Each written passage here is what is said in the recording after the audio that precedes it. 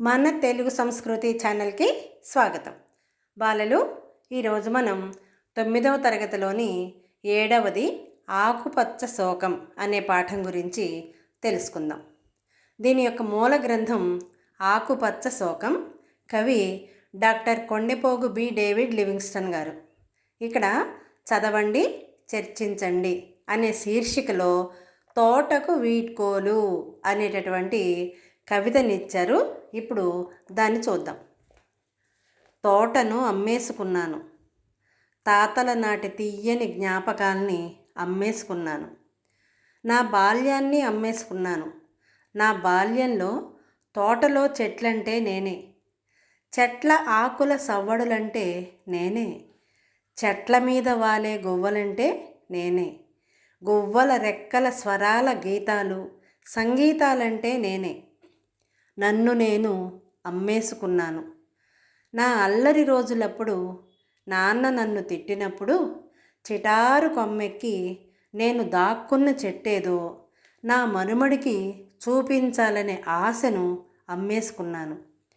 తోటలో తువ్వాయితో పాటు గెంతుతూ గెంతుతూ జారిపడి నేను కాలు విరగొట్టుకున్న చోటేదో నా మనుమరాలికి చూపించాలనే మురిపాలను అమ్మేసుకున్నాను.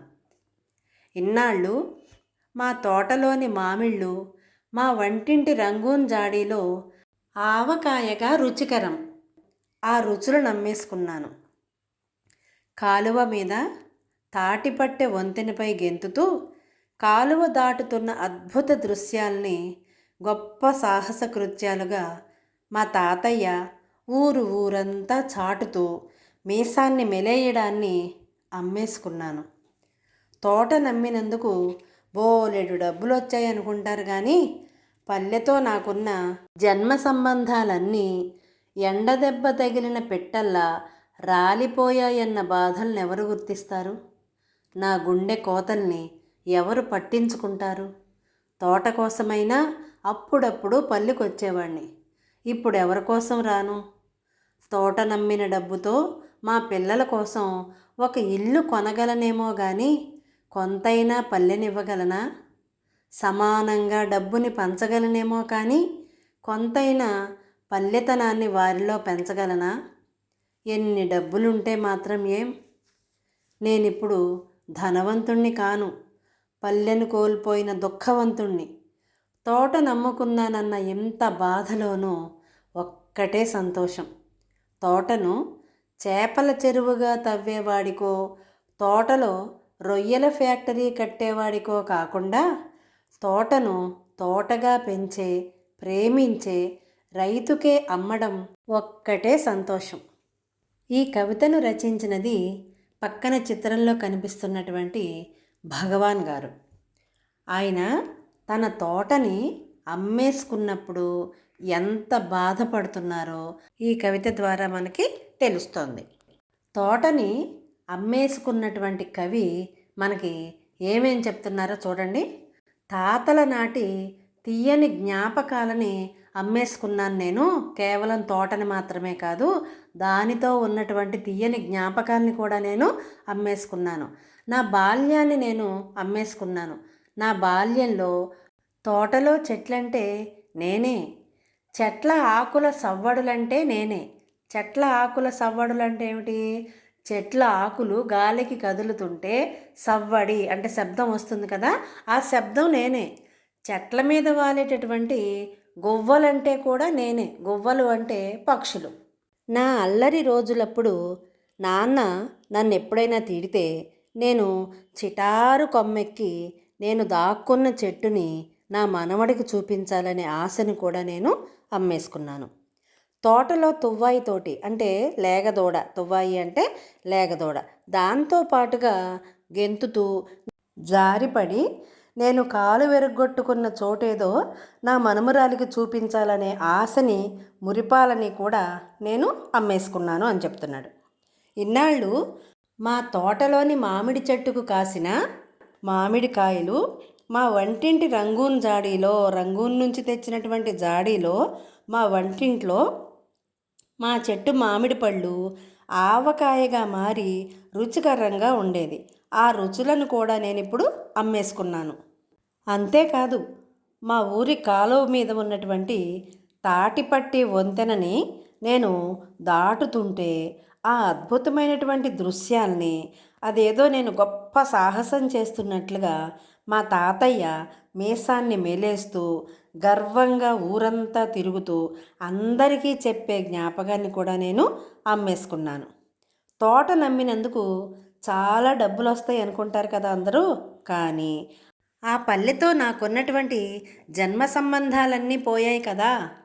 ఎలా అంటే ఎండ దెబ్బ తగిలితే పిట్టలన్నీ ఎలా రాలిపోతాయో అలాగే ఈయన జ్ఞాపకాలన్నీ కూడా అలా రాలిపోయాయిట. అంటే తన యొక్క జ్ఞాపకాలని పుట్టినప్పటి నుంచి ఆ తోటతో ఉన్నటువంటి అనుబంధాన్ని, ఆ జ్ఞాపకాలని కోల్పోవటం జరిగింది.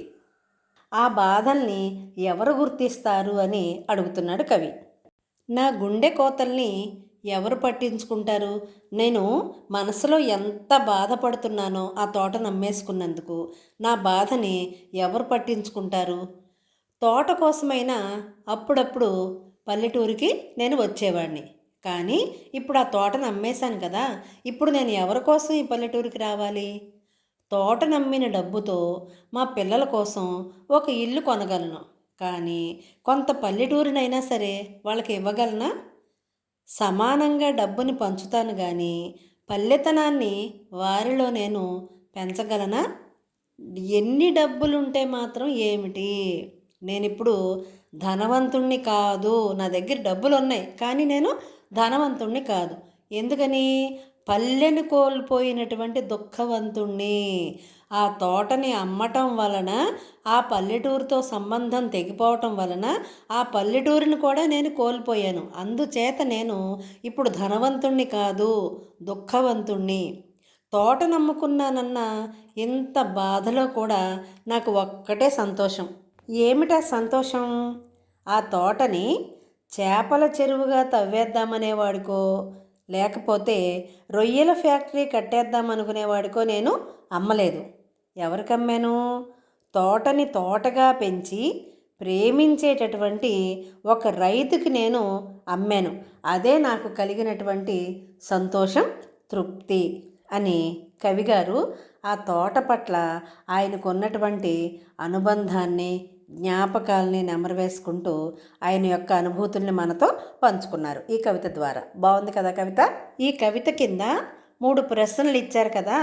మొదటి ప్రశ్న చూడండి.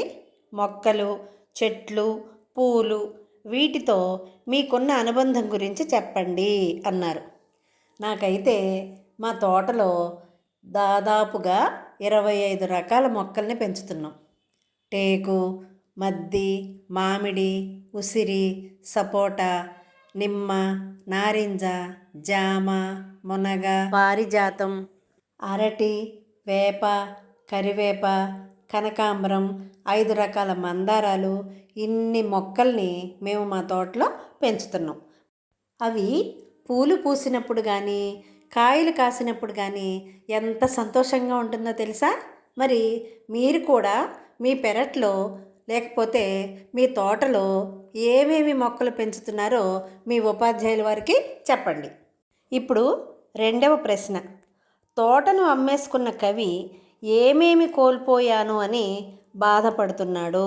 చూడండి, మనం ఇందాక కవితలో చాలా విషయాలు చెప్పుకున్నాం కదా. కవికి ఉన్నటువంటి జ్ఞాపకాలన్నీ ఎలా పోగొట్టుకున్నాడు, ఆ తోటను అమ్మేసుకున్న తర్వాత ఎలా బాధపడుతున్నారని చెప్పుకున్నాం కదా.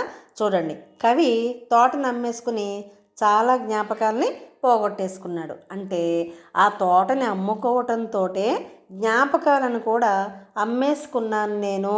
అంటే నా తోటే నా జ్ఞాపకాలు అని ఆయన భావం అన్నమాట.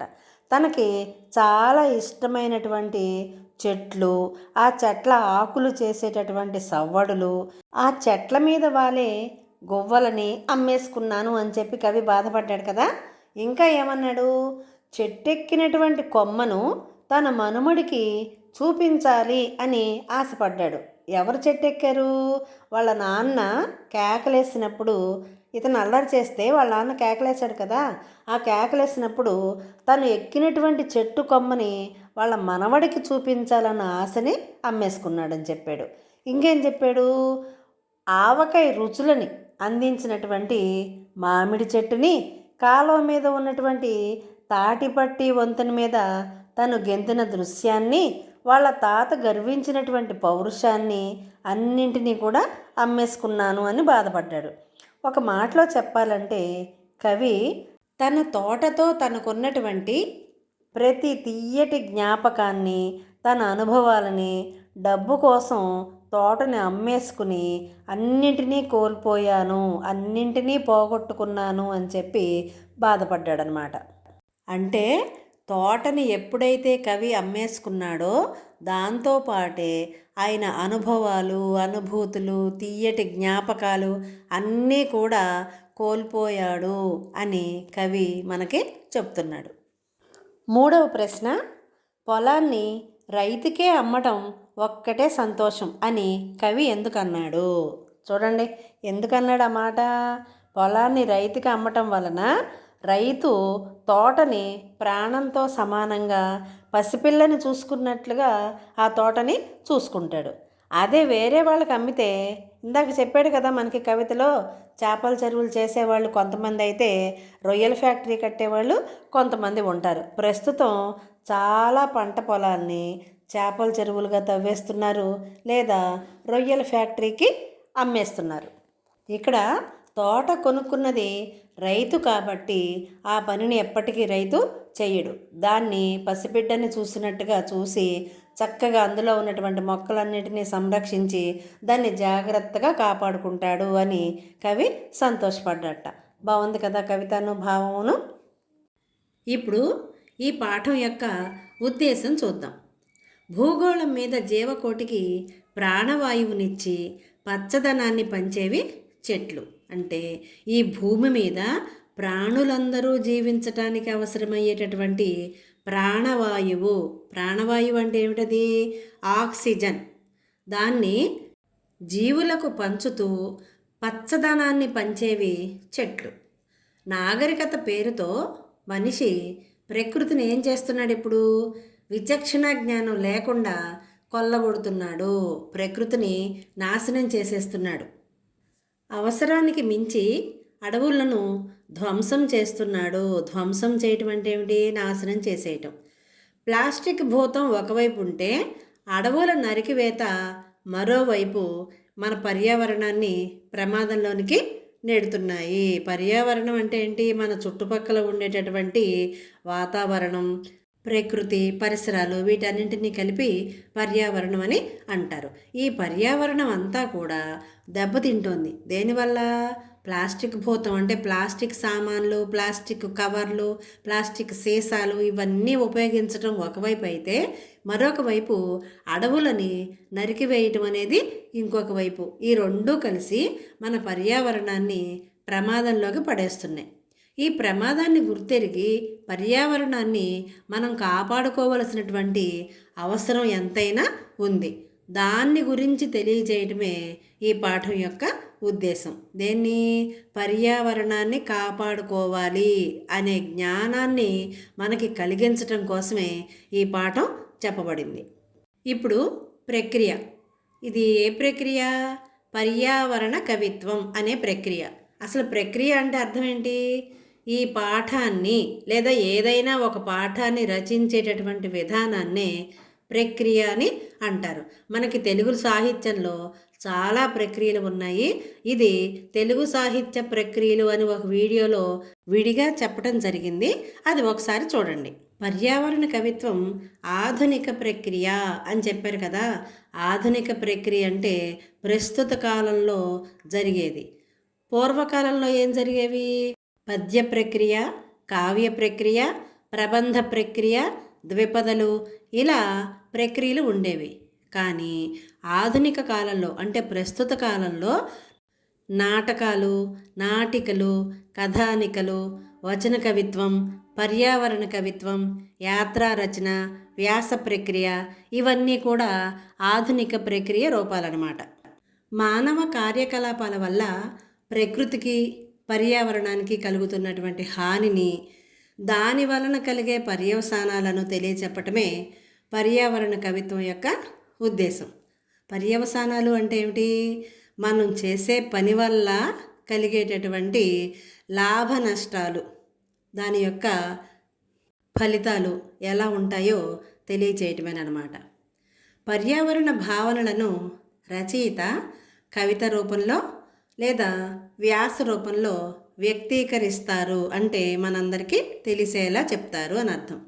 అందువలన దీనిని కవితా వ్యాసం అని కూడా అంటారు.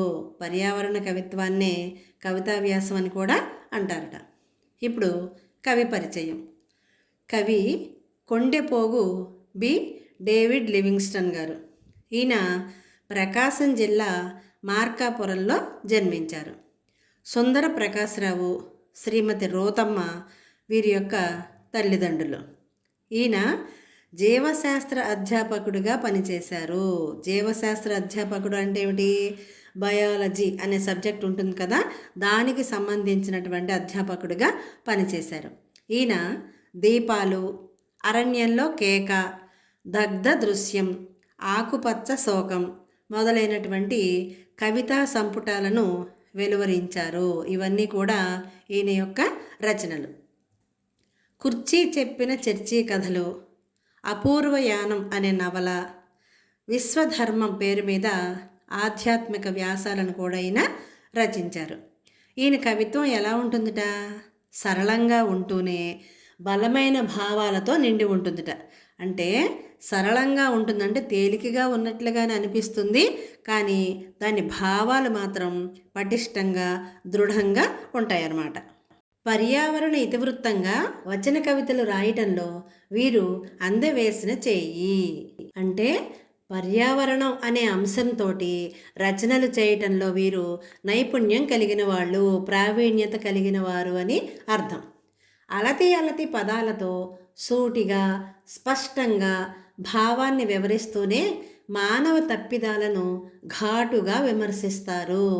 అలతి మాటలు అంటే అలతి పదాలు అంటే చిన్న చిన్న పదాలతో ఆయన చెప్పాలనుకున్న విషయాన్ని సూటిగా స్పష్టంగా నిర్మోహమాటంగా భయం లేకుండా చెప్తూ ఉంటారనమాట.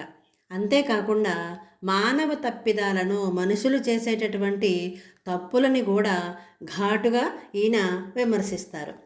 బాధ్యతలను గుర్తు చేస్తూ దిశానిర్దేశం చేస్తారు. మన యొక్క బాధ్యతల్ని చాలామంది హక్కుల కోసం పోరాడుతూ ఉంటారు, కానీ బాధ్యతల్ని మాత్రం పట్టించుకోరు. హక్కులు కావాలి అంటే బాధ్యతలకి నిలబడాలి. అప్పుడు మాత్రమే హక్కులు వాటంతట అవే మనకి వస్తాయి. మనం చేయాల్సినటువంటి పనులన్నీ చేయకుండా వదిలేసేసి మనకు అన్నీ రావాలి అంటే ఎక్కడి నుంచి వస్తాయి? తప్పు కదా అలా కోరుకోవటం. కానీ బాధ్యతలను గుర్తు చేస్తూ ఈయన కవిగారు మనకి దిశానిర్దేశం చేస్తారు. ప్రస్తుత పాఠ్యభాగం ఆకుపచ్చ శోకం అనే కవితా సంకలనంలో నుంచి తీసుకోబడింది. ఆకుపచ్చ శోకం అంటే ఆకుపచ్చనైనటువంటి శోకం. శోకం ఆకుపచ్చగా ఉండటం ఏమిటి? చెట్లు, వృక్షాలు, మొక్కలు ఇవన్నీ ఆకుపచ్చగా ఉంటాయి కదా, వాటి యొక్క శోకం. వాటిని మనం పాడు చేస్తున్నాం కదా, నరికేస్తున్నారు, తగలబెట్టేస్తున్నారు కొంతమంది అయితే. ఇలా అవి దుఃఖపడుతున్నాయి అని చెప్పేటటువంటి పదం అన్నమాట ఈ ఆకుపచ్చ శోకం అనేది. పాఠం చెప్పుకుందామా? ప్రకృతి సమస్త ప్రాణికోటికి జీవనాధారం. ప్రాణులందరూ బ్రతకాలి అంటే వాళ్ళ జీవనానికి ఆధారమైనది ఏమిటి? ప్రకృతి మాత్రమే. ప్రకృతి లేకపోతే ప్రాణులు ఏవీ లేవు. చిన్న చీమ మొదలుకొని భారీ తిమింగలం వరకు ప్రతి జీవికి కూడా ప్రకృతి ఏం చేస్తోంది? ఆవాసాన్ని కల్పిస్తోంది. అంటే నివసించటానికి ప్రదేశాన్ని లేదా చోటుని చూపిస్తోంది. ఆహారాన్ని అందిస్తోంది. ప్రకృతిలో నుంచే కదా మనం తినే ఆహారం. పంటలు పండించిన పువ్వులు, కాయలు, పండ్లు ఇవన్నీ కూడా మనకి ప్రకృతి నుంచే వస్తున్నాయి. అందులో మనం తినే ఆహారం కూడా ప్రకృతే మనకి అందిస్తోంది. ప్రకృతి సంపద మనిషి అవసరాలు తీర్చుకోవటం కోసమే తప్ప దురాశను తీర్చుకోవటానికి కాదు అనే విషయం మర్చిపోయి ప్రవర్తిస్తున్నాం. చూడండి, ప్రకృతిలో ఉండేటటువంటి సహజమైనటువంటి సంపద ద్వారా మనం మన అవసరాలు తీర్చుకోవాలి. అంటే తిండి తినటానికి, తర్వాత బట్టలు కట్టుకోవటానికి, ఇల్లు నిర్మించుకోవటానికి, ఇలాంటి అవసరాలు తీర్చుకోవటం కోసమే తప్ప దురాశను తీర్చుకోవటానికి కాదు ప్రకృతిలో ఉన్నటువంటి సహజమైనటువంటి సంపద. దురాశ అంటే చూడండి, ప్రతి మనిషికి ఆశ అనేది ఉండాలి. ఆశ లేకపోతే మనం బ్రతకలేం. ఎందుకని? నేను బాగా చదువుకోవాలి అని కొంతమంది ఆశపడతారు. నేను మంచి ఉద్యోగం చేయాలి అని కొంతమంది ఆశపడతారు. అలా ఆశపడని మనిషి అంటూ ఎవరు ఉండరు. కానీ దురాశ అనేది ఉండకూడదు. ఆ విషయాన్నే మనందరం మర్చిపోయి ప్రవర్తిస్తున్నాం అని చెబుతున్నారు కవి. మితిమీరినటువంటి మనిషి కోరికలు అటు ప్రకృతికి ఇటు పర్యావరణానికి కూడా తీవ్రమైనటువంటి విఘాతం కలిగిస్తున్నాయి. విఘాతం అంటే ఏమిటి? నష్టం, ప్రమాదం చేకూరుస్తున్నాయి. నగరీకరణ, పారిశ్రామికీకరణ వీటి వలన పర్యావరణం మొత్తం కూడా వినాశనం అవుతోంది. నగరీకరణ అంటే పల్లెటూళ్ళను కూడా పట్టణాలలాగా సుందరీకరణ చేయటం వల్ల ఇవన్నీ కూడా నాశనం అయిపోతున్నాయి. ఎందుకని? ఏదైనా అక్కడ ఒక చెట్టు అడ్డం వచ్చిందనుకోండి, దాన్ని తీసేస్తున్నారు, పెకలించేస్తున్నారు. ఇప్పుడు ఏముంది, పూర్వకాలం అయితే చాలా కష్టపడేవాళ్ళు చెట్లని నరకాలన్నా చేయాలన్నా. కానీ ఇప్పుడు అన్నింటికి మిషన్లు వచ్చేసినాయి కదా, యంత్రాల సహాయంతో. అంటే కోత కోసేదానికి యంత్రం, చెట్లు నరికేదానికి యంత్రం, విత్తనాలు నాటడానికి యంత్రం, ఇలా ప్రతిదీ కూడా యంత్ర సహాయంతో చేయటం మొదలుపెట్టారు. పల్లెల్లో కూడా పెను మార్పులు సంభవిస్తున్నాయి. పల్లెటూళ్ళల్లో కూడా పెద్ద పెద్ద మార్పులు వచ్చేస్తున్నాయి. ఈ పల్లెల్లో సైతం క్రమంగా పచ్చదనం మాయమవుతోంది. పచ్చదనం అంటే ఏంటి? ఎక్కడ చెట్లు కనిపించట్లేదు. ఏదైనా కొంచెం స్థలం ఉందనుకోండి, దాంట్లో ఒక చిన్న చిన్న గదులు కట్టేసి అద్దెలకు ఇచ్చేసుకుంటే అద్దెలు వస్తాయి కదా అని ఆలోచిస్తున్నారు తప్ప పచ్చదనం ఎందుకు ఉపయోగపడుతుంది, చెట్లు లేకపోతే మనం ఎలా జీవిస్తాం అనే ఆలోచన మాత్రం ఎవరికి కనిపించట్లేదు. తోటలు కనిపించటం లేదు. చెట్లుంటే కదా తోటలు కనిపించేది. అభివృద్ధి పేరు మీద మైదాన ప్రాంతంలో ఉన్నటువంటి చెట్లను కూడా కూల్చివేస్తున్నారు. ఒక్కసారి ఆలోచించండి. ఒక పెద్ద వృక్షాన్ని పెంచాలంటే కొన్ని వందల సంవత్సరాలు పడుతుంది. కానీ వందల సంవత్సరాలు అపురూపంగా పెంచినటువంటి ఒక చెట్టుని నరికేయాలి అంటే, కోసేయాలి అంటే అరగంట సరిపోతుందన్నమాట. చూడండి, దారుణం కదా. నిలువునా నరికిన చెట్లను చూస్తుంటే యుద్ధరంగంలో మరణించి చల్లాచెదురుగా పడి ఉన్నటువంటి సైనికుల యొక్క మృతదేహాలను గుర్తుకు తెస్తోందట. యుద్ధంలో వీరమరణం పొందినటువంటి వాళ్ళు సైనికులు ఉంటారు కదా, వాళ్ళందరూ కూడా ఎక్కడ పడితే అక్కడ మరణించి నేల మీద అలా ఒరిగిపోతారు. వాళ్ళ మృతదేహాలన్నీ కూడా ఆ యుద్ధ భూమిలో చల్లాచెదురుగా పడి ఉంటాయన్నమాట. అలాగే నిలువున నరికినటువంటి చెట్లను చూస్తుంటే కూడా యుద్ధరంగంలో మరణించినటువంటి సైనికుల మృతదేహాల దృశ్యమే గుర్తొస్తోందట. మనిషి డబ్బు మీద ఆశతో పర్యావరణ నాశనానికి సిద్ధపడుతున్నాడు. ప్రస్తుత సమాజంలో మనుషులకి డబ్బు సంపాదనే ధ్యేయంగా బ్రతుకుతున్నారు చాలామంది. ఎట్లా సంపాదించాము అనేది కూడా పక్కన పెట్టేసి, ఎంత సంపాదించాము, మనం ఎంత డబ్బు కూడబెట్టాము, ఎన్ని తరాలకి సరిపడా దాచాము, ఇలాగే ఆలోచిస్తున్నారనమాట. ఆ ఆలోచనతోటి పర్యావరణాన్ని అంతటినీ కూడా నాశనం చేయడానికి కూడా సిద్ధపడుతున్నారు. రాబోయే తరాలు అనుభవించే ఉపద్రవాల గురించి మాత్రం ఎవ్వరూ ఆలోచన చేయటం లేదు. ఉపద్రవాలు అంటే ప్రమాదాలు, కష్టాలు అని అర్థం. ఇప్పుడు మన ఇంట్లో ఒక బిందెడు నీళ్లు ఉన్నాయనుకోండి, వాటిని మనం కొంచెం కొంచెం తాగితే ఆ రోజంతా మనం సరిపెట్టుకోవచ్చు.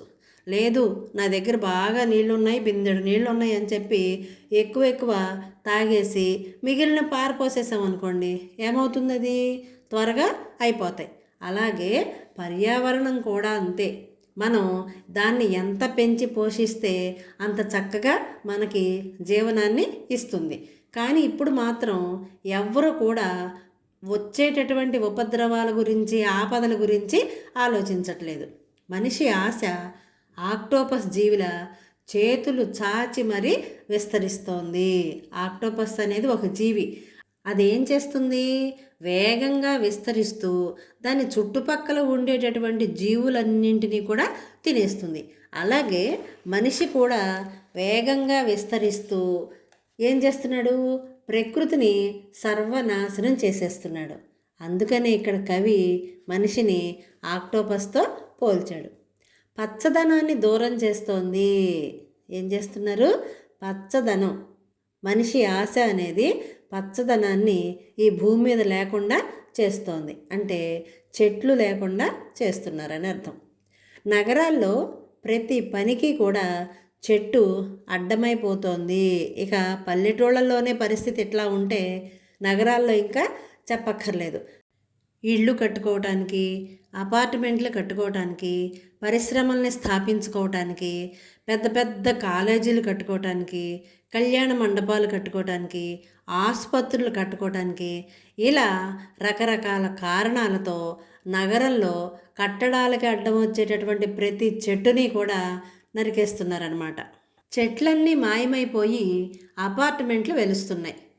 రహదారుల కోసం దశాబ్దాల నాటి చెట్లు ప్రాణాల్ని కోల్పోతున్నాయి. రహదారుల విస్తరణ కోసం, అంటే రోడ్లు ఎక్కువగా పెద్దవిగా చేయటం కోసం దశాబ్దాల నాటి చెట్లు, అంటే దశాబ్దం అంటే 10 సంవత్సరాలు అన్నమాట. అలా కొన్ని దశాబ్దాల నుంచి బ్రతుకుతున్నటువంటి చెట్లు, ఎంతోమందికి నీడనిచ్చేటటువంటి చెట్లు, ఆక్సిజన్ ఇచ్చేటటువంటి చెట్లు ప్రాణాల్ని కోల్పోతున్నాయి.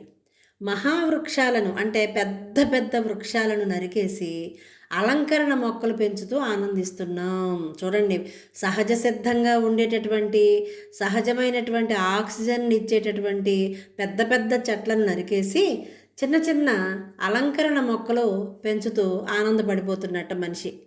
చెట్ల విధ్వంసం మంచి పని కాదు అని తెలిసి కూడా జరుగుతూ ఉండటమే విషాదంగా ఉంది. చెట్ల విధ్వంసం అంటే చెట్లను నాశనం చేయటం, అది మంచి పని కాదు అని అందరికీ తెలుసు. తెలిసినా కూడా అదే పనిని చేస్తున్నారు. అదే చాలా బాధగా ఉంది అని కవి చెప్తున్నారు. నగరాల్లో నిల్చోవడానికి నీడ దొరకటం లేదు. చెట్ల జాడ కనిపించడం లేదు. జాడ అంటే గుర్తు అనమాట. చెట్ల జాడ ఎక్కడా కనిపించట్లేదు చెట్లు ఉన్నట్లుగా. చెట్లు ఉంటే కదా మరి నీడ ఉండేది. చెట్లే లేనప్పుడు ఇంకా నీడ ఎక్కడ దొరుకుతుంది? చెట్ల పెంపకంపై పాఠాలు మాత్రం చదువుతున్నారు. పాఠాలు మాత్రం చదివేస్తున్నారు. చెట్లను పెంచాలి, మొక్కలు నాటాలి, పచ్చని చెట్లు, ప్రగతికి మెట్లు, ఇలాంటి నినాదాలన్నీ చదువుతున్నారు, రాస్తున్నారు, ప్రచారం చేస్తున్నారు. కానీ ఆచరణలో మాత్రం పెట్టట్ల.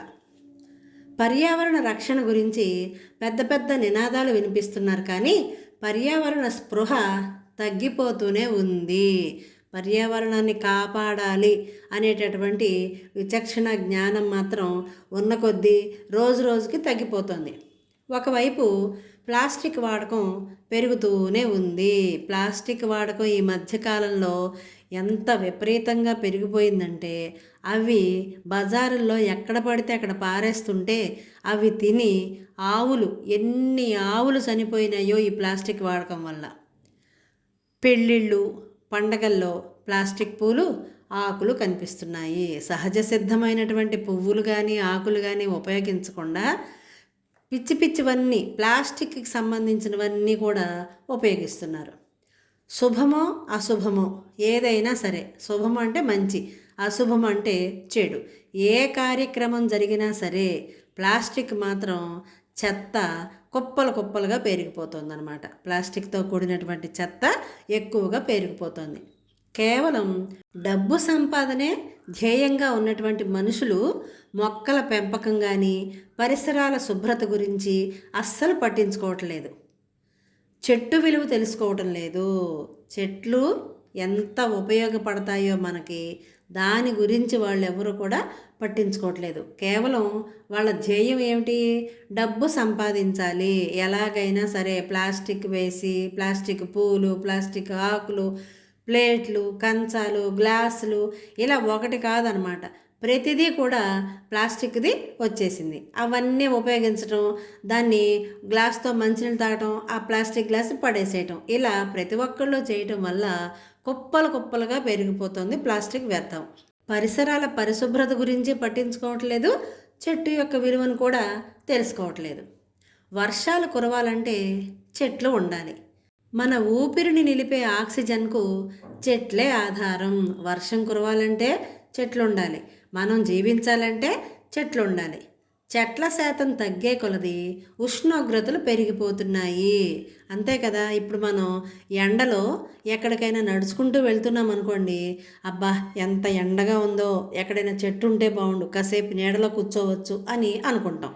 కానీ చెట్ల శాతం తగ్గిపోతుంది కదా, మనం ఎక్కడ పడితే అక్కడ నరికేసేయటం, కోసేసేయటం, ఇవన్నీ చేయటం వల్ల చెట్ల శాతం తగ్గిపోయి భూమి మీద చల్లదనం అనేది లేకుండా ఉష్ణోగ్రతలు విపరీతంగా పెరిగిపోతున్నాయి. భూగర్భ జలం తరిగిపోతోంది. భూమిలో ఉండేటటువంటి ఆ నీరు ఈ వేడికి, భూమి వేడెక్కటం వలన ఆ నీటి నిలువలు కూడా తగ్గిపోతున్నాయి. కార్బన్ డైఆక్సైడ్ శాతం పెరగటం వలన భూగోళం వేడెక్కిపోతోంది. కార్బన్ డైఆక్సైడ్ అంటే ఏమిటి? బొగ్గు పులుసు వాయువు అంటాం. మనం పీల్చే గాలిని ఆక్సిజన్ అంటారు కదా. చెట్లు మనకి ఆక్సిజన్ని ఇచ్చి మనం వదిలేసినటువంటి కార్బన్ డైఆక్సైడ్ని అవి పీల్చుకుని మన ప్రాణాలని కాపాడుతూ పర్యావరణం యొక్క సమతుల్యతని కాపాడతాయి అవి. కానీ మనం ఏం చేస్తున్నాం? దానికి విరుద్ధంగా ప్రవర్తిస్తున్నాం కదా. అందుకని భూగోళం అంతా కూడా వేడెక్కిపోతుందన్నమాట చెట్లు లేకపోయేసరికి. ఇది ఇలాగే కొనసాగితే వేడికి ధ్రువాలు కరిగిపోతాయి. ధ్రువాలు అంటే భూగోళానికి చివరన ఉన్నటువంటి కొనలు అన్నమాట. అవి ఎల్లప్పుడూ కూడా మంచుతో కప్పబడి ఉంటాయి, చల్లటి ప్రదేశాలు అన్నమాట. ఈ భూమి వేడెక్కటం ప్రారంభిస్తే ఆ వేడికి ధ్రువాలు కూడా కరిగిపోతాయి అని చెప్తున్నారు. సముద్రాలు పొంగిపోతాయి. వేడెక్కిన కొద్దీ ఏమవుతుంది? ఇప్పుడు మనం ఒక గిన్నెలో నీళ్లు పోసి పొయ్యి మీద పెట్టి కాసేపు ఆగి చూస్తే ఆ నీళ్ళు ఏమవుతాయి? బుడగలు బుడగలుగా పొంగుతూ వస్తాయి కదా. అలాగే భూమి వేడెక్కటం వలన సముద్రాలు కూడా పొంగిపోతాయి ఆ వేడికి తట్టుకోలేక. భూమి మీద మనతో పాటుగా అన్ని జీవుల మనుగడ ప్రశ్నార్థకం అవుతుంది. మనుగడ అంటే ఏంటి? జీవనం అన్నమాట. మనతో పాటు మనమే కాకుండా మిగిలిన జీవుల యొక్క జీవనం కూడా ప్రశ్నార్థకం అవుతుంది. అంటే జీవులు ఈ భూమి మీద నివసిస్తాయా అంటే నివసించలేవు అని చెప్పి జవాబు వస్తుందన్నమాట. చెట్లు లేకపోతే మన బతుకు ఏమిటి అని మనిషి తెలుసుకోలేకపోతున్నాడు. ఒక్క చిన్న రంధ్రం చాలు ఓడను ముంచేయటానికి. ఇది చూడండి, ఓడ చాలా పెద్దగా ఉంటుంది, సముద్రం మీద తేలియాడుతూ ఉంటుంది. అంతటి ఓడకి ఎక్కడైనా నీళ్లు తగిలేటటువంటి భాగంలో చిన్న రంధ్రం ఉన్నా సరే ఆ రంధ్రంలో నుంచి ఓడ బరువుకి నీళ్ళు ఏమవుతాయి? ఊర్ధ్వపీడనం అంటారు కదా. అంటే నీళ్లు సముద్రంలో నుంచి ఓడలోకి, అంటే కిందనున్నటువంటి సముద్రంలో నుంచి పైనున్నటువంటి ఓడలోకి వేగంగా ప్రవహిస్తాయి అన్నమాట. అలా సముద్రంలో ఉన్నటువంటి నీరు ఓడలోకి చేరతాయి. అది చేరటం వల్ల ఏమవుతున్నప్పుడు ఓడ క్రమక్రమంగా మునిగిపోయి అందులో ఉన్న వాళ్ళందరూ కూడా మునిగిపోవచ్చు. ఒకవేళ ఈత వచ్చిన వాళ్ళైతే వాళ్ళ ప్రాణాలని కాపాడుకుంటారు. ఈత రాని వాళ్ళు ఏం చేస్తారు? ప్రాణాలని కోల్పోవలసి వస్తుందన్నమాట. అందుకే పెద్ద ఓడని ముంచేయటానికి ఒక్క చిన్న రంధ్రం చాలు అని చెప్పి కవి అంటున్నారు. చెట్ల పెంపకాన్ని నిర్లక్ష్యం చేస్తే రేపటి తరానికి పచ్చని లోకాన్ని కానుకగా ఇవ్వలేము. చెట్లని పెంచటాన్ని అశ్రద్ధ చేస్తే, మనం చెట్లని పెంచకపోతే ఏమవుతుంది? రేపటి తరానికి అంటే మన వారసులకి, భావి తరాల వాళ్ళకి పచ్చని లోకాన్ని, చెట్లతో నిండి ఉన్నటువంటి లోకాన్ని మనం కానుకగా, బహుమతిగా వాళ్ళకి మనం అందించలేము. చెట్లను పెంచాలి, వాటిని బ్రతికించాలి. అంతేకాకుండా ప్రకృతిని, పర్యావరణాన్ని భావి తరాలకు, రాబోయే తరాల వాళ్ళకి హామీగా ఇవ్వాలి అని ఆశిస్తూ కొండెపోగు లివింగ్స్టన్ గారు రాసినటువంటి వచన కవితని ఇప్పుడు మనం చదువుదాం. హామీ అంటే ఏంటి? మీకేం పర్వాలేదు, మేమున్నాం, మేము పెంచి మీకు చెట్లను పెంచి మీకు ఇస్తాం, పచ్చని లోకాన్ని అంటే పచ్చని ప్రకృతిని మీకు అందిస్తాం అనే మాటని మనం భావితరాల వాళ్ళకి ఇవ్వలేము అని చెప్తున్నారు. పర్యావరణం పట్ల మన వంతు కర్తవ్యాన్ని మనం నిర్వర్తిద్దాం. అక్కడ వ్యాస రూపంలో చెప్పుకున్న దాన్ని ఇక్కడ కవిత రూపంలో మనం చదువుకుంటున్నాం అన్నమాట. ఒకరి పెళ్ళి మరొకరి చావుకొచ్చిందన్నట్టు ఊరు పెరిగే కొద్దీ ఇప్పుడు చావు చెట్లదైపోతోంది. ఎప్పుడో చూసిన పల్లెను మురిపెంగా ఇప్పుడు వెళ్ళి చూస్తే అక్కడ రచ్చబండ లేదు, రావి చెట్టు అరుగు లేదు, చింతమ్రాన్ల తోపు లేదు. నగరీకరణ, పారిశ్రామికీకరణ, ఆధునీకరణ తంత్రంలో పొలిమేరల్లోని చెట్టు చేమలన్నీ యుద్ధంలో వీరోచితంగా మరణించిన సైనికుల ఖండిత విగత దేహాల్లా మైదానమంతటా బీభత్సంగా పడుంటాయి. కరెన్సీపై ఆశ పరిసరాల్లోని చెట్లను రంపపు కోతకు గురి చేస్తుంది. మన పెద్దవాళ్ళు ఒక సామెత చెబుతారు. అదేమిటంటే ఎంకి పెళ్ళి సుబ్బి చావుకొచ్చింది అనేది సామెత అనమాట. ఇక్కడ ఊరు పెరిగే కొద్దీ అంటే ఊరిని గ్రామాన్ని అభివృద్ధి చేసుకోవాలి అనే ఆలోచన మంచిదే, కానీ దాని వలన చావు చెట్లదైపోతుంది. ఊరిని అభివృద్ధి చేయాలి అంటే అడ్డం వచ్చినటువంటి చెట్లన్నింటినీ కూడా కొట్టేసేయాలి. ఎప్పుడో చూసిన పల్లెను మురిపెంగా ఇప్పుడు వెళ్ళి చూస్తే, ఎప్పుడో చిన్నప్పుడు చూసుకున్నటువంటి పల్లెను ఎంతో ప్రేమగా అభిమానంగా ఇప్పుడు వెళ్ళి చూస్తే అక్కడ రచ్చబండ లేదు, రావి చెట్టు అరుగు లేదు. పూర్వకాలం గ్రామాల్లో ఏం చేసేవాళ్ళు, ఒక పెద్ద చెట్టు ఎక్కడైనా ఉంటే ఆ చెట్టు చుట్టూరా సిమెంటు తోటి చక్కగా అరుగులాగా వేసేవాళ్ళు. ఉదయం సాయంత్రం పెద్దవాళ్ళు కానీ పిల్లలు కానీ అక్కడ కూర్చుని ముచ్చట్లు చెప్పుకునేవాళ్ళు అనమాట. పిల్లలేమో ఆడుకునేవాళ్ళు, పెద్దవాళ్ళేమో ఆ గ్రామంలో జరిగేటటువంటి విషయాలన్నింటినీ కూడా అక్కడ కూర్చుని చక్కగా మాట్లాడుకునేవాళ్ళు. దాన్నే రచ్చబండ అని అంటారనమాట. ఈయన ఊరు వెడితే అంటే పల్లెటూరు వెడితే అక్కడ రచ్చబండ లేదు, రావి చెట్టు అరుగు కూడా కనిపించలేదుట. చింతమ్రాన్ల తోపు లేదు, చింత చెట్ల యొక్క తోట కూడా అక్కడ కనిపించలేదుట. నగరీకరణ, పారిశ్రామికీకరణ, ఆధునీకరణ అనే తంత్రంలో, తంత్రం అంటే ఏమిటి, పని లేదా కార్యక్రమం.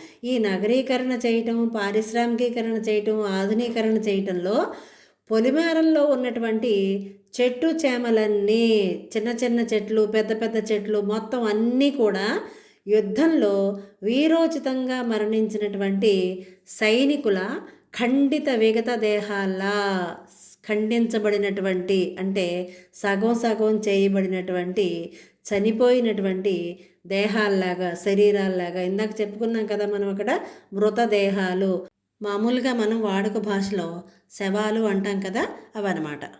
కరెన్సీపై ఆశ పరిసరాల్లోని చెట్లను రంపపు కోతకు గురి చేస్తోంది. డబ్బు సంపాదించాలి అనే ఆశతోటి మనిషి ఏం చేస్తున్నాడు, పరిసరాల్లో ఉన్నటువంటి వాళ్ళ చుట్టుపక్కల ఉన్నటువంటి చెట్లను రంపాలతో కోసేస్తున్నారు. మిషన్లతోటి, యంత్రాల సహాయంతో కోసేస్తున్నారు. రంపపు కోతకు గురి చేస్తుంది. అది ఎంత బాధగా ఉంటుందో చూడండి. మనకి చిన్న ముళ్ళు గుచ్చుకుంటేనే మనం విలవిల్లాడిపోతాం. అలాంటిది చెట్లకు కూడా మరి ప్రాణం ఉంటుంది కదా. ఆ చెట్లని రంపపు కోతకి గురి చేసి ఎంతో బాధ పెడుతున్నారు మనుషులు అని అర్థం. మనిషికి కరెన్సీ మీద ఉన్నటువంటి ఆశ చెట్లను రంపపు కోతకు గురి చేయటమే కాకుండా అక్కడి నుంచి తీసుకెళ్ళి అడితికి చేర్చేస్తుంది. అడితి అంటే కలప అమ్మేటటువంటి ప్రదేశం. ఆ అడితిలో రకరకాల చెట్లకు సంబంధించినటువంటి కలప దొరుకుతుంది. అంటే టేకు, వేప, మద్ది, గానుగ ఇలా రకరకాల చెట్లకు సంబంధించినటువంటి కలప లభిస్తుంది. నోట్లు చూసుకుంటూ మనిషి మురిసిపోతాడు. కానీ రాబోయేటటువంటి ఉపద్రవం ఎవరికి పట్టింది గనక, ఉపద్రవం అంటే ప్రమాదం. ఏదో చెట్లు కొట్టేసేసి ఆ చెట్లని తీసుకెళ్ళి, ఆ కొమ్మల్ని వాటిని కలపని తీసుకెళ్ళి అడితిలో వేసేసి అమ్మేసి ఆ డబ్బులు తీసుకుని మురిసిపోతున్నాడు మనిషి. కానీ రాబోయే కాలంలో వచ్చేటటువంటి ప్రమాదాల గురించి ఎవరికి పట్టింది అని ఆవేదన పడుతున్నాడు కవి. ఆక్టోపస్లా విస్తరించే మనిషి బాహువులు హరితాన్ని హాంఫర్ట్ చేసేస్తున్నాయి. ఈ ఆక్టోపస్ అనేది నత్తజాతికి చెందినటువంటి ఒక జీవి. అది వేగంగా విస్తరిస్తుందన్నమాట. దాని యొక్క జాతి త్వరగా అభివృద్ధి చెందుతుంది. ఇంకా ఇది మనుషుల్ని గుర్తుపడుతుంది కూడా. ఆక్టోపస్ దానికి 8 తొండాలు లాంటి చేతులు ఉంటాయి. అవి చూడటానికి పాము తోకల్లాగాను, ఒక్కొక్కసారి చేపల యొక్క మొప్పలు లాగాను మనకి కనిపిస్తాయి అన్నమాట. అదేం చేస్తుంది? ఏ జీవి అయితే దానికి దగ్గరగా వస్తుందో ఆ చుట్టుపక్కల ఉండేటటువంటి ప్రాణుల్ని, కీటకాలని, అలాంటి వాటిల్ని, దాని ఆహారాన్ని టక్కున తినేస్తుందన్నమాట. ఇక్కడ కవి కూడా మనిషిని ఆక్టోపస్తో పోల్చటం ఎందుకు? ఆక్టోపస్ ఎలాగైతే దాని చుట్టుపక్కల ఉన్నటువంటి జీవులన్నింటినీ తినేస్తూ వేగంగా అభివృద్ధి చెందుతుందో, దాని జాతిని త్వరగా వృద్ధి చేస్తుందో, అలాగే మనిషి కూడా తన యొక్క ఆశతోటి బాహువులు అంటే చేతులు అన్నమాట, మనిషికి ఉన్నటువంటి చేతులు హరితాన్ని హాంఫర్ట్ చేసేస్తున్నాయి. హరితం అంటే పచ్చదనాన్ని హాంఫర్ట్ చేసేస్తున్నాయట, అంటే తినేస్తున్నాయి. తినటం అంటే ఏంటి? ఇక్కడ నాశనం చేసేస్తున్నాడు. మనిషి తన చేతులతో చెట్లను కొట్టేసి పచ్చదనాన్ని మొత్తం నాశనం చేసేస్తున్నాడు అనే అర్థంలో కవి మనిషిని ఆక్టోపస్తో పోల్చాడు. ఇక్కడ అంతటా ఇదే కథ, ఎక్కడ చూసినా ఇదే కథ జరుగుతోంది. చుర్రుమనిపించే ఎండలో పట్నం లోగిల్లో చేరబిలిచే ఒక్క వృక్షఛాయ కనిపించదు. పట్నంలో ఉన్నటువంటి లోగిలి అంటే ఇల్లు అని అర్థం. చుర్రుమనిపించే ఎండలో ఎక్కడైనా నడుస్తున్నప్పుడు అబ్బా ఒక చెట్టు కనపడితే బాగుండు, ఆ చెట్టు నీడలో కాసేపు కూర్చోవచ్చు అని అనుకోవటానికి వీల్లేనట్టుగా ఎక్కడ కూడా ఒక్క వృక్షఛాయ కనిపించదు, ఒక్క చెట్టు నీడ కూడా మనకి కనిపించదు. సిమెంటు రేకుల షెల్టర్ కింద కానీ, ఏ కాంక్రీట్ వసారాలో కానీ కర్చీఫులతోటి, అంటే చేతి రుమాలు అంటాం కదా, ఆ చేతి రుమాలతోటి పిండుకుంటూ, ఏం పిండుకుంటాం? ఎండలో నడుస్తుంటే చెమట పడుతుంది కదా, ఆ చెమటని కర్చీఫులతో తుడుచుకుంటూ ఆ చెమటని పిండుకుంటూ నిల్చోవటమే తప్ప, సెగలో పేలాల్లాగా వేగిపోవటమే తప్ప, వేడిలో గింజలు వేస్తే అవి టపటపలాడుతూ వేగుతాయి కదా, వేగి పేలాల్లాగా ఉబ్బుతాయి అన్నమాట. అలా వేగిపోవటమే తప్ప చల్లని జానెడు నీడేది? ఎక్కడైనా చెట్టు జాడేది? ఎక్కడైనా ఉంటేనే కదా చెట్టు జాడ కనిపించేది, ఆ చెట్టు నీడలో మనం ఉండేది. ఏమీ లేవు. నగరంలో చెట్టు ప్రతిదానికి అడ్డమే. నగరంలో, పల్లెటూర్లలో కంటే నగరంలో పరిస్థితి మరీ దారుణం అనమాట. ఎందుకని? ఏ చిన్న అభివృద్ధి పని చేద్దామన్నా చెట్టు అడ్డం వస్తే దాన్ని కొట్టిపారేయటమే. కరెంటు తీగలకి అడ్డం వస్తున్నాయని, లేకపోతే విస్తరించే రహదారులకి రోడ్లు వేయటానికని, వ్యాకోచించే కర్మాగారాలకో అంటే అభివృద్ధి చెందేటటువంటి పరిశ్రమలకో, తామర తంపరగా మొలిచేటటువంటి అపార్ట్మెంట్లు కట్టడానికో, సందు చూసుకుని దూరిపోయేటటువంటి సెల్ టవర్లు నిర్మించడానికో, ఇలా చెప్పుకుంటూ పోతే ఎన్నో వంకలు ఉన్నాయి చెట్లని నరికివేయడానికి. ప్రతిదీ చెట్లని నరికివేయడానికి కారణమే అవుతోంది. అందరికీ చెట్టు ఒక పానకంలో పుడక. ఇంత వికృత విధ్వంసంలోనూ నినాదాలకేం మార్మోగుతూనే ఉంటాయి. నినాదాలు అంటే స్లోగన్స్ అంటాం కదా, అవి మాత్రం మార్మోగుతూనే ఉంటాయి. ఒక పక్కనేమో చెట్లని నరికేస్తూ ఉంటారు, ఇంకొక పక్కనేమో నినాదాలు మార్మోగిస్తూ ఉంటారు. ఏంటా నినాదాలు? పచ్చని చెట్లు ప్రగతికి మెట్లు అంటూ ఫ్లెక్సీ బోర్డులు నీతులు వల్లిస్తాయి. అంటే బ్యానర్స్ అంటాం కదా మనం, అవి చక్కగా మనకి ఎక్కడ చూసినా సరే పచ్చని చెట్లు ప్రగతికి మెట్లు, చెట్లని నాటాలి, చెట్లను పెంచాలి, ఇంకా చాలా నినాదాలు రాసి ప్రదర్శిస్తూ ఉంటారు. బుల్లి తెరలు, వెండి తెరల మీద చెట్ల పెంపకంపై పాఠాలు సాగుతుంటాయి. బుల్లితెర అంటే టీవీ, దూరదర్శిని అంటాం కదా, టీవీ.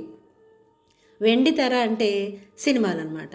బుల్లితెరలు, వెండితెరల మీద చెట్లు పెంచాలి, ఎలా పెంచాలి అనేటటువంటి అంశం మీద ఎన్నో పాఠాలు వస్తూ ఉంటాయి. కానీ చెట్ల బతుకు కళ్ళెదుట ఉసూరుమంటుండగా ఇవన్నీ చెప్తున్నాం ఒక పక్కన.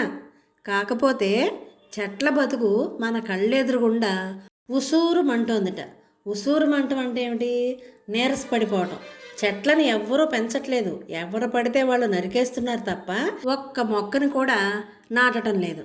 పెళ్ళి పేరంటాల్లో, సంబరాల్లో ప్లాస్టిక్ పువ్వులు, ఆకులు, ఒక్కో చోట నిలువెత్తు ప్లాస్టిక్ కొబ్బరి చెట్లు ముస్తాబైన శవాల్లా దర్శనమిస్తుంటాయి.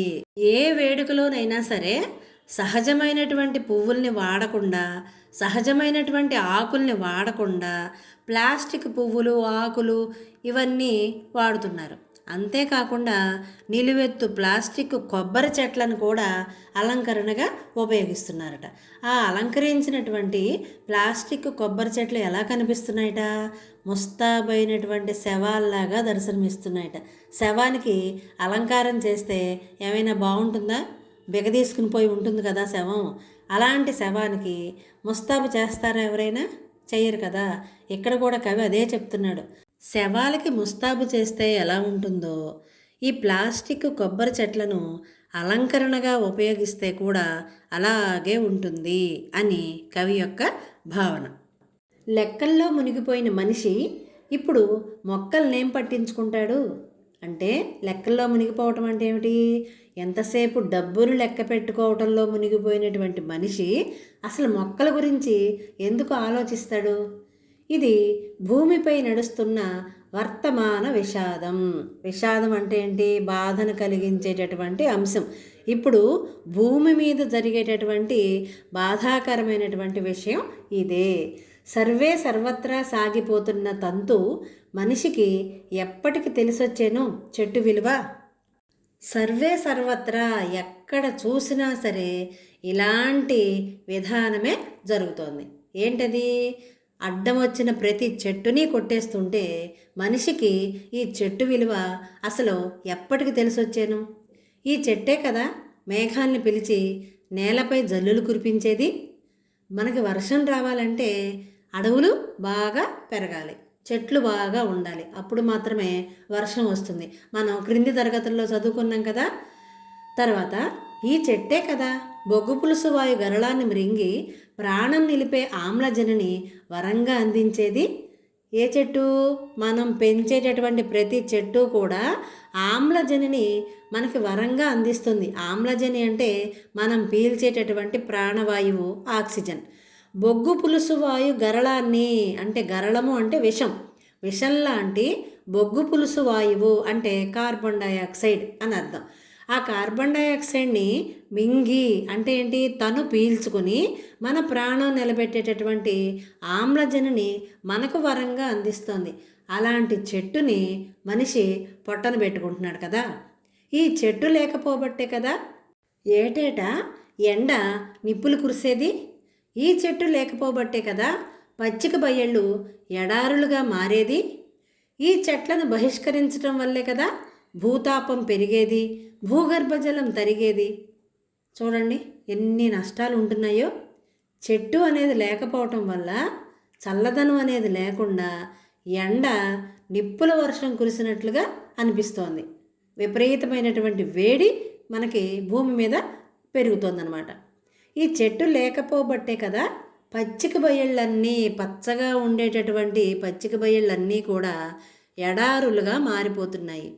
ఈ చెట్లను బహిష్కరించడం వల్లే కదా, బహిష్కరించడం అంటే ఏంటి? వెలివేయటం అంటే వాటిని నాశనం చేయటం వల్లే కదా భూతాపం పెరిగేది, భూమి మీద వేడి పెరిగిపోతుంది, భూగర్భ జలం తరిగేది, భూమిలో ఉన్నటువంటి జలం తగ్గిపోతుంది. చెట్లను ఉపేక్షించటం కూర్చున్న కొమ్మను నరుక్కోవడం. అంటే చెట్లను కనుక నిర్లక్ష్యం చేస్తే మనం ఏ కొమ్మ మీదనైతే కూర్చున్నామో అదే కొమ్మను నరుక్కోవటం లాంటిది అప్పుడు ఏమవుతుంది, మనం కూర్చున్న కొమ్మనే మనం నరికితే మనం కూడా ఆ చెట్టు కొమ్మతో పాటు కింద పడిపోతాం కదా, అదనమాట. కార్బన్ డైఆక్సైడ్ తదితర విషవాయువులు పెరిగి భూగోళం తాపంలో మరిగి ఇరుధ్రువాల్లో మంచు ఖండాలు కరిగి సముద్రాలు పొంగితే ఏమైపోతుంది మానవాళి? చూడండి, కార్బన్ డైఆక్సైడ్ లాంటి విషపూరితమైనటువంటి గాలులు వాయువులు పెరిగిపోతే భూగోళం, ఈ భూమి అంతా కూడా తాపంలో మరిగి వేడిలో మరిగిపోయి ఇరుధ్రువాల్లో, ధ్రువము అంటే భూమికి ఉన్నటువంటి కొనలు లేదా అంచులు అని అర్థం. ఉత్తరాన ఉన్నది ఉత్తర ధ్రువం, దక్షిణ వైపు కిందన ఉన్నది దక్షిణ ధ్రువం. ఈ ధ్రువాలు ఎల్లప్పుడూ మంచుతో కప్పబడి ఉంటాయన్నమాట. అలాంటి మంచులు కూడా, మంచు ఖండాలు కూడా కరిగిపోయి సముద్రాలు పొంగితే ఈ మానవాళి అంటే ఈ మనుషులందరూ ఏమైపోతారు? గ్రీన్ హౌస్ ఎఫెక్టే అంటావో, గ్లోబల్ వార్మింగ్ అని పిలుస్తావో, పేరు ఎలా పిలిచినా చావు మాత్రం ఒక్కటే. అంటే గ్రీన్ హౌస్ ఎఫెక్ట్ అంటే ఏంటి అసలు? భూమి మీద ఉన్నటువంటి వాతావరణంలో వాయువులు ఉంటాయి కదా, ఆ వాయువులన్నీ కలిసి సూర్యుడి నుంచి మనకి వచ్చేటటువంటి వేడిని బంధించి భూమిని బాగా వేడెక్కిస్తాయి అన్నమాట. అలాంటి వేడి చేసేటటువంటి, భూమిని వేడి చేసేటటువంటి ప్రక్రియ లేదా భూమి యొక్క ఉపరితలాన్ని వేడి చేసేటటువంటి ప్రక్రియనే గ్రీన్ హౌస్ ఎఫెక్ట్ లేదా గ్లోబల్ వార్మింగ్ అని అంటారనమాట. ఎట్లా పిలిచినా సరే చావు మాత్రం ఒక్కటే కదా. చెట్లు నరికేస్తే ఇంత చేట అని మీమాంస, మనిషి నీకెందుకు? మీమాంస అంటే ఏమిటి అర్థం? విమర్శనాత్మకమైనటువంటి పరిశీలన దృష్టి లేదా పరిశోధన దృష్టి అన్నమాట.